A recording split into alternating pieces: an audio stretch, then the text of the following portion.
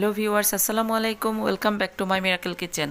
আমি আজকে কেক ডেকোরেশনের জন্য বাটার ফ্রস্টিং কিভাবে তৈরি করা হয় খুব সহজভাবে সেটা আপনাদের সাথে শেয়ার করব। আর আমার আজকের এই ভিডিওটি যারা একেবারেই নতুন প্রথম কেক ডেকোরেশন করতে চান তাদের জন্য খুবই কাজে আসবে। ভিডিওর শুরুতেই আমি ছোট্ট করে বলে নেই, আমার চ্যানেলে যদি আপনারা নতুন হয়ে থাকেন তাহলে আমার চ্যানেলটি সাবস্ক্রাইব করে অলে সেট করে রাখবেন। আমি পরবর্তী ভিডিও দেওয়া মাত্রই আপনি সবার আগে নোটিফিকেশন পেয়ে যাবেন। আর যারা এতদিনে সাবস্ক্রাইব করেছেন তাদেরকে অনেক অনেক অনেক ধন্যবাদ। তাহলে চলুন দেখে নেই কেক ডেকোরেশনের জন্য খুব সহজভাবে কিভাবে বাটার ফ্রস্টিং ক্রিম তৈরি করা হয়। বাটার ফ্রস্টিং করার জন্য মেইন ইনগ্রেডিয়েন্টসই হচ্ছে বাটার। আর সেই জন্য আমি এখানে 50 গ্রাম করে 4টা বাটার নিয়েছি। এখানে 200 গ্রাম বাটার আছে। কাজ করার প্রায় 30 মিনিট আগে বাটার ফ্রিজ থেকে নামিয়ে রাখতে হবে। আর এটা খেয়াল রাখতে হবে যাতে একেবারেই গলে গিয়ে উপরে তেল তেল ভাব না আসে। আমি এখন বিট করার সুবিধার্থে বাটারগুলোকে চাকু দিয়ে কেটে টুকরো টুকরো করে নিলাম। যেই বাটিতে আমি বিটার করব সেই বিটারের বাটিটি স্টিলের হলে একটু ভালো হয়। আর সেই জন্য আমি একটা স্টিলের বাটি নিয়েছি। আর সেটা বাটিটা আর হচ্ছে বিটার করার যেই দুইটা কাঁটা আছে সেই কাঁটা কমপক্ষে 1-2 ঘন্টা আগে আমি ডিপ ফ্রিজে রেখে দিয়েছিলাম। এগুলো এখন ঠান্ডা হয়ে আছে। তারপর এর মধ্যে যে একটু সামান্য পানি পানি ভাব থাকে সেগুলো একটা টিস্যু দিয়ে খুব ভালোভাবে মুছে নিতে হবে। যেদিন আমরা বাটার ক্রিমটা তৈরি করব তার আগের দিন একটা বড় বাটিতে বেশি করে পানি নিয়ে একটা বড় বরফ তৈরি করে রাখতে হবে, যাতে ক্রিমটা গলে না যায়। এই বরফটার উপরে রেখেই আমরা বাটার ক্রিমটা তৈরি করব। যে বাটিতে আমি বাটারগুলো বিট করব সেই বাটিতে বাটারের টুকরোগুলো নিয়ে নিলাম। তারপর প্রথমে আমি লো ভলিউমে বাটারগুলোকে বিট করতে থাকবো। 30 সেকেন্ড পর পর 30 সেকেন্ড বিশ্রাম দিয়ে বিট করতে হবে, না হলে আপনার বিটার মেশিনটা হয়তো জ্বলে যেতে পারে। দর্শক, আমি দুঃখিত, যেই বরফটা আমি বানিয়ে রেখেছিলাম সেই বরফটা আমি নিতে ভুলে গিয়েছিলাম। তো আমি এখন সেই বরফটা নিয়ে নিলাম আর বরফের উপরে আমি এখন এই বাটিটা দিয়ে তারপর বিট করতে থাকবো। বাটারের একটা হলদে ভাব থাকে, এই হলদে ভাবটা কেটে গিয়ে যতক্ষণ পর্যন্ত না সাদা ভাব আসে ততক্ষণ পর্যন্ত এটা বিট করতে হবে। আর এই সাদা ভাবটা আসতে প্রায় 6 থেকে 7 মিনিট লাগে। আর এই 6-7 মিনিট কিন্তু একটানা বিট করব না, এটা একটু থেমে থেমে বিট করতে হবে। একটানা বিট করলে বিটার মেশিনটা নষ্ট হয়ে যেতে পারে। কিছুক্ষণ বিট করার পর এরকম সাইডে যখন ছড়িয়ে থাকে সেগুলো একটা স্প্যাচুলা দিয়ে এভাবে একটু কাছে এনে নিতে হবে, তারপর আবার বিট করতে হবে। আমার বাটারটা প্রায় 6 থেকে 7 মিনিট বিট করার পর বাটারের সাদা ভাবটা চলে আসছে। এখন প্রথম স্টেপের কাজ শেষ, এখন আমি দ্বিতীয় স্টেপে চলে যাব। আমি এখন এই বাটারের মধ্যে 1 চা চামচ ভ্যানিলা এসেন্স দিয়ে দেব। আপনাদের হাতের কাছে যদি না থাকে ভ্যানিলা এসেন্স না দিলেও চলবে। আমি ভ্যানিলা কেক বানাবো এই জন্য ভ্যানিলা এসেন্স দিলাম। তারপর আমি এখানে হাফ কাপ আইসিং সুগার 3 বারে করে দিয়ে বিট করে নেব। আর এই আইসিং সুগার আপনারা ইচ্ছে করলে নর্মাল চিনি পাটায় বেটে নিলেই আইসিং সুগার হয়ে যাবে, আর অথবা ব্লেন্ডারে ব্লেন্ড করে নিলেই আইসিং সুগার হয়ে যাবে। হাফ কাপ আইসিং সুগার কিন্তু একবারেই দিয়ে দেব না, হাফ কাপ আইসিং সুগার আমি 3 বারে দেব। একবার দিয়ে একটু বিট করব, আবার দিয়ে বিট করব, আবার দিয়ে বিট করব, এভাবে করে আমি 3 বারে দিয়ে বিট করে নেব। হাফ কাপ আইসিং সুগার আমার শেষ হয়ে গেল।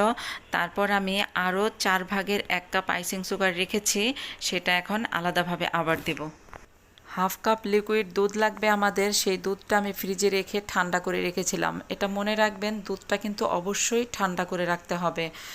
তারপর এখানে আমি 4/1 কাপ যে আইসিং সুগার রেখেছিলাম তার থেকে কিছু পরিমাণে আইসিং সুগার দিয়ে দিলাম, আর তারপর আরেকটু পরিমাণে ঠান্ডা দুধ দিয়ে দিলাম। এখন আবার বিট করে নেব।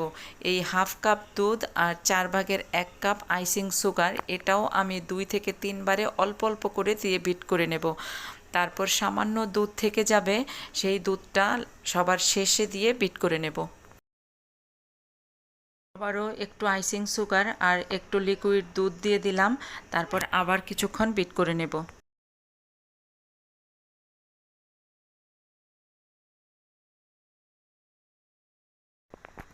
বাকিটুকু আইসিং সুগার সবটাই দিয়ে দিলাম, সেই সাথে আবার সামান্য একটু লিকুইড দুধও দিয়ে দেব। তারপর আবার কিছুক্ষণ বিট করে নেব। সামান্য দুধ কিন্তু তারপরও থেকে যাবে, সেটা পরে আমি দিয়ে বিট করে নেব। এখন যেই দুধটুকু বাকি রয়ে গেছে তার থেকেও অর্ধেক পরিমাণ দিয়ে বিট করে নেব। এই বাকি দুধটুকু দিয়ে কিন্তু ফ্রস্টিংটা পাতলা হয়ে যাবে না, এখানে যে আইসিং সুগারটা দিয়েছিলাম সেটা গলে গিয়ে ক্রিমের সাথে খুব ভালোভাবে মিশে যাবে। এরপর যে বাকি দুধটুকু ছিল সেই সবটা দুধ দিয়ে দিলাম, এখন আবার বিট করে নেব। আপনারা কিন্তু এটা খেয়াল রাখবেন, সর্বমোট আমার লেগেছে হাফ কাপ লিকুইড দুধ, আর এই হাফ কাপ লিকুইড দুধ আমি একবারে দিয়ে দিইনি, ভাগে ভাগে দিয়েছি। প্রথমে আমি হাফ কাপ আইসিং সুগার দিয়েছি, বাটারের সাথে অল্প অল্প করে বিট করেছি, আর তারপর আমি লিকুইড দুধের সাথে 4/1 কাপ আইসিং সুগার নিয়েছি। মোট আমি এখানে 1/4 কাপ আইসিং সুগার নিয়েছি। সবার শেষে আমি যেই লিকুইড দুধটুকু দিলাম তারপর আমি 1 মিনিট বিট করার পর নিচের বরফের বাটিটা সরিয়ে নিলাম।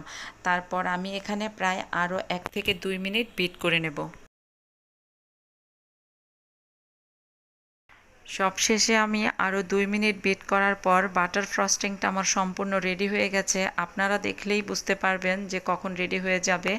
এরকম যে কাটা থেকে চোকা চোকা ভাব হয়ে আছে, এটা নিচের দিকে ঝুলে পড়ছে না, আর বাটিটাও উপর করলে পড়বে না। আমি বাটিটা উপর করে দেখাতে ভুলে গিয়েছিলাম। আপনারা দেখবেন বাটিটা উপর করলে ক্রিমটা পড়ছে না, তখনই বুঝবেন যে ক্রিমটা সম্পূর্ণ রেডি হয়ে গেছে। এখন আমি এইরকম একটা পাইপিং ব্যাগ নিয়েছি, এটা দিয়ে কেক ডেকোরেশন করা হয়। আপনারা ইচ্ছে করলে পলিথিন ব্যাগও নিতে পারেন, একটু শক্ত টাইপের, তারপর সেই কোণাটা একটু কেটে নেবেন। আমার এই যে পাইপিং ব্যাগের কোণাটা কাটা, তারপর এখানে আমি একটা নজল ঢুকিয়ে নিলাম। এই পাইপিং ব্যাগটা এখন আমি গ্লাসের মধ্যে রেখে চামচ দিয়ে ক্রিমটা এর মধ্যে দিয়ে নেব। ক্রিমটা পাইপিং ব্যাগে নেওয়ার সুবিধার্থে আমি একটা গ্লাসে নিয়ে নিলাম। স্প্যাচুলা দিয়ে ক্রিমটা নেওয়া দেখে নিশ্চয়ই বুঝতে পারছেন যে ক্রিমটা আমার ঝুলে পড়ছে না, বাটিটা কাত করলেও ঝুলে পড়তো না। আমার সেটা আপনাদেরকে দেখাতে ভুলে গিয়েছিলাম, সেজন্য আমি দুঃখিত। কিভাবে পাইপিং ব্যাগে আপনারা ক্রিম ভরবেন আমি সেই প্রসেসটাও কিন্তু সম্পূর্ণ আপনাদের দেখিয়ে দিচ্ছি। আর আমার আজকের এই ভিডিওটা কিন্তু একেবারেই নতুনদের জন্য। আর এই ক্রিমটা তৈরি হয়ে যাওয়ার পরে আপনারা আপনাদের পছন্দ মতো যে কোনো কালার মিশিয়ে আবার একটুখানি বিট করে নেবেন, তাহলেই অন্যান্য বিভিন্ন সুন্দর সুন্দর কালার হয়ে যাবে।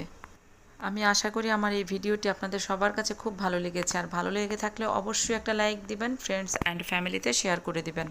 একটা চপিং বোর্ডের উপরে 2-3টা ডিজাইন আমি আপনাদের দেখিয়ে দিচ্ছি কিভাবে আপনারা করবেন। আর পরবর্তী ভিডিওতে আমি কেক ডেকোরেশন দেখাবো আপনাদের। আমি আশা করি আমার পরের ভিডিওটা আপনারা সবাই দেখবেন। আমার ভিডিওটি যদি ভালো লেগে থাকে অবশ্যই আমার চ্যানেলটি সাবস্ক্রাইব করে অলে সেট করে রাখবেন, তাহলে আমি ভিডিও দেওয়ার সাথে সাথে আপনি সবার আগে নোটিফিকেশান পেয়ে যাবেন। অন্য যে কোনো ধরনের ভিডিও যদি আপনারা দেখতে চান তাহলে আমাকে কমেন্টসে জানাবেন, আমি চেষ্টা করব আপনাদের পছন্দ মতো ভিডিওগুলো আপনাদের দেখানোর জন্য। আর আমার ভিডিওর ভালো মন্দ সব কিছুই আমাকে জানাবেন, আমি সেই অনুযায়ী আমার ভিডিও করার চেষ্টা করব। আজকের মতো ভিডিও আমার এখানেই শেষ করছি, আবার দেখা হবে অন্য কোনো ভিডিওতে। আপনারা ভালো থাকবেন, সুস্থ থাকবেন, সবাই স্বাস্থ্যবিধি মেনে চলবেন, নিজে ভালো থাকবেন, পরিবারকে ভালো রাখবেন, আমার চ্যানেলের পাশেই থাকবেন, আমার পরিবারের জন্য দোয়া করবেন। আল্লাহ হাফেজ।